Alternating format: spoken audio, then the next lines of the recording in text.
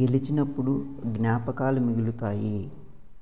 ఓడినప్పుడు అనుభవాలు మిగులుతాయి. కానీ గెలుస్తామో ఓడిపోతామో తెలియని ప్రేమలో పడితే మాత్రం కన్నీళ్ళే మిగులుతాయి. ఒక అబ్బాయితో నువ్వు ప్రేమలో ఉండి మరొక అబ్బాయితో నువ్వు అట్రాక్షన్ అయ్యావు అంటే దాని అర్థం నువ్వు ప్రేమ పేరుతో జీవితాలతో ఆడుకుంటున్నావు అని అర్థం. ఇంతకుముందు నేను నచ్చాను, నా ప్రేమ నచ్చింది, నా మాటలు కూడా నచ్చాయి. కానీ ఇప్పుడు నేను నచ్చట్లేదు, నా ప్రేమ నచ్చట్లేదు, నా మాటలు కూడా నచ్చట్లేదు.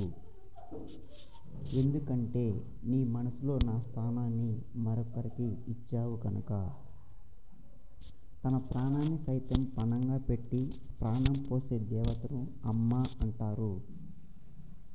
దేవుడిచ్చిన ఆయుష్షు తీరకుండానే ప్రాణాన్ని తీసేదాన్ని ప్రేమ అంటారు. మరి మీరు ఏమనుకుంటున్నారో కామెంట్ చేయండి ప్లీజ్.